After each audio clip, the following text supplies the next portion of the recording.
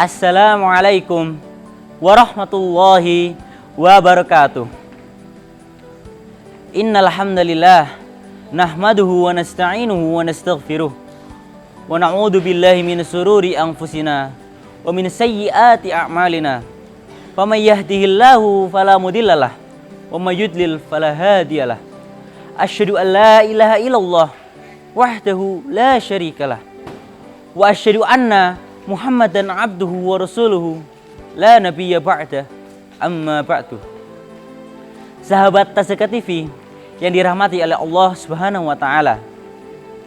Kehadiran kita di dunia ini tidak dapat dipungkiri dengan adanya sebuah pengorbanan yang sangat besar dari ibu kita.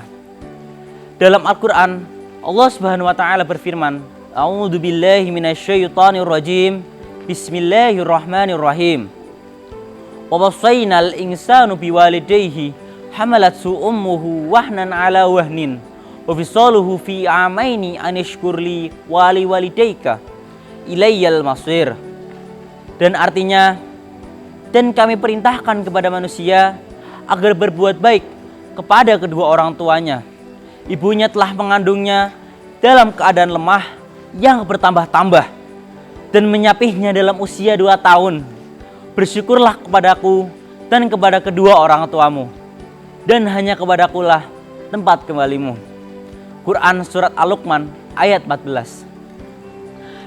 Dalam kesempatan ini, marilah kita lihat 2 peristiwa dari sekian banyak peristiwa besar tentang perhatian Islam terhadap ibu. Yang pertama adalah peristiwa saat Nabi Isa alaihissalam berbicara ketika masih bayi.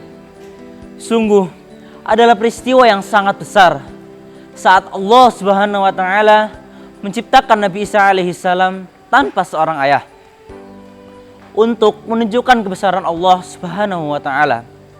Namun, kelahiran Nabi Isa alaihissalam sempat mendatangkan tuduhan keji kepada Maryam.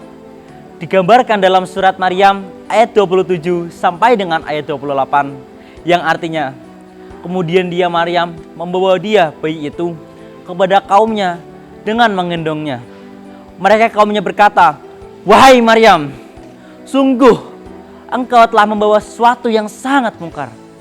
Wahai saudara perempuan Harun, ayahmu bukan seorang yang buruk perangai dan ibumu bukan seseorang perempuan zina."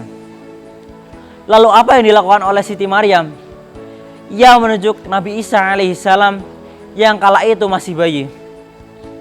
Lalu Nabi Isa alaihissalam yang terekam dalam surat Maryam ayat 30 sampai ayat 32.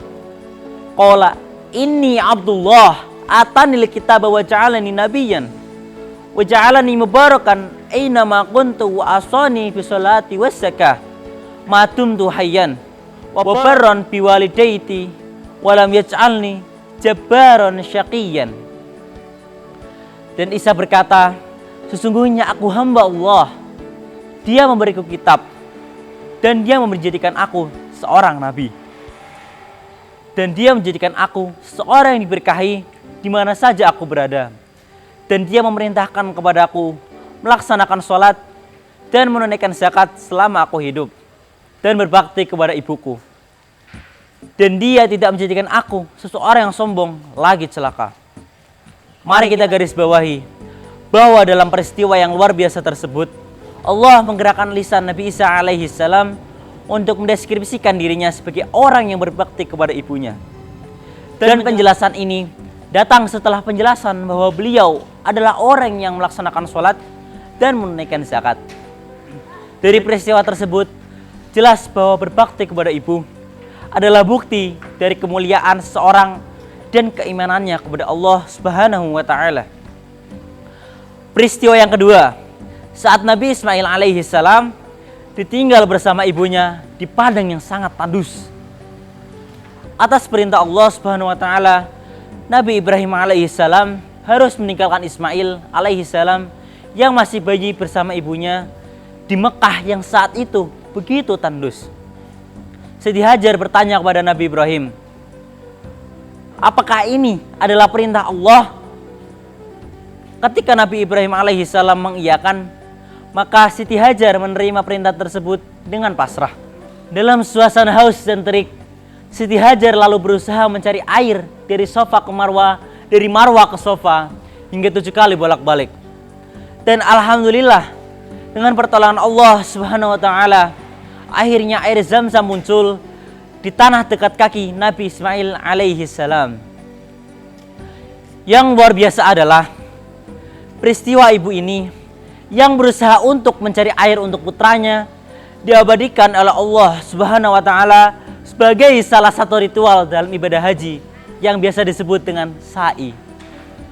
Maka siapapun yang telah menunaikan ibadah umroh dan haji, selayaknya selalu ingat kepada Allah dan kasih sayangnya kepada ibu dan anaknya, serta menghayati betapa besar perjuangan seorang ibu.